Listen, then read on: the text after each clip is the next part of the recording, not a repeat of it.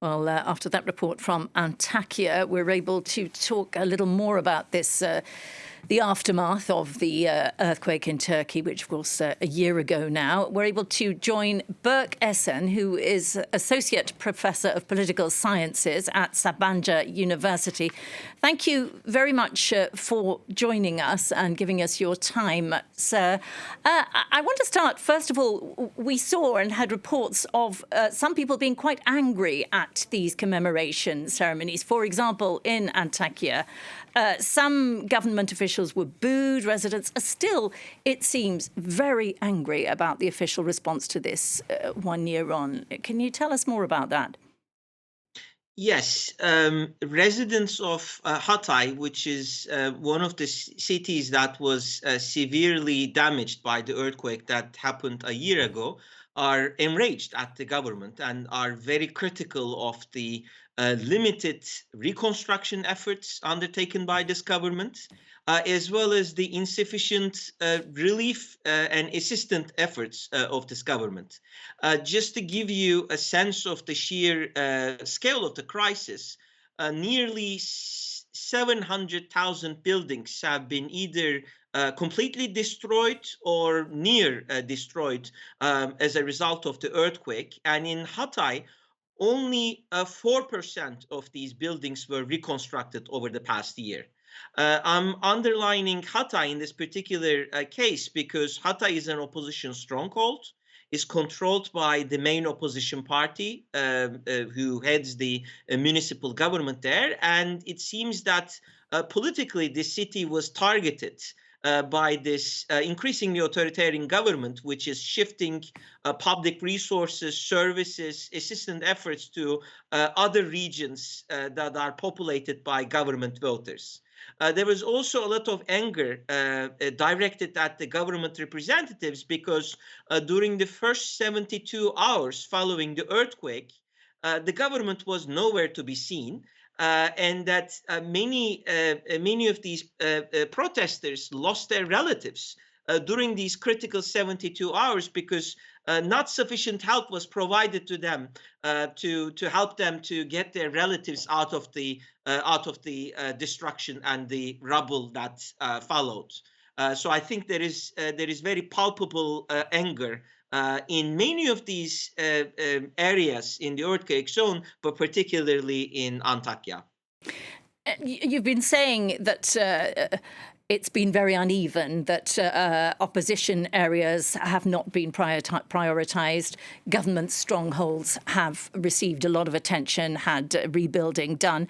How is it that Recep Tayyip Erdogan was so comfortably re-elected after this, if such a large number of people were neglected after this massive earthquake, which wasn't long before the election? Well, first of all, Erdogan wasn't elected with a very comfortable margin. So in the previous two presidential elections in which he was the candidate, he easily won election in the first round. Whereas in this particular case, the election was thrown to a runoff, and Erdogan won by only 52% support. So, let me emphasize the fact that this wasn't really a comfortable victory by his standards. I think the second point that needs to be emphasized is that Turkey is governed by an increasingly authoritarian government, and that elections in this country are neither free nor fair. And that close to 90% of the national media is dominated or controlled by pro-government actors, and really assisted this government in its propaganda efforts, such that during the election campaign, the government's propaganda was quite effective.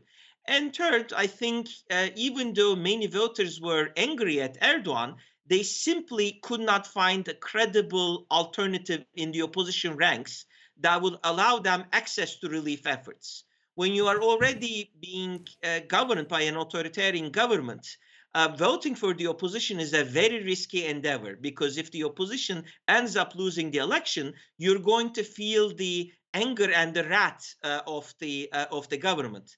And indeed, Erdogan himself, actually, in the footage that you're now showing on live, he actually highlighted the fact that Hatay was left without much support and help because it was governed by the opposition and did not really elect a mayoral candidate from the ruling party.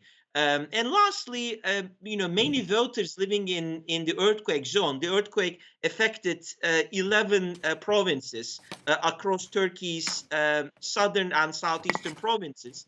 The local electorate tends to be a lot more pious than the voters in other parts of the country. I think many voters ended up supporting Erdogan because they basically agreed with his portrayal of this earthquake as something that is caused by God, and that was something that his government could not really do much about. And Erdogan effectively could avoid blame by shifting it to local authorities, contractors, and low-level officials. And I think many voters in the region bought that argument. Well, thank you very much there for your thoughts on that. It's very interesting to hear from you.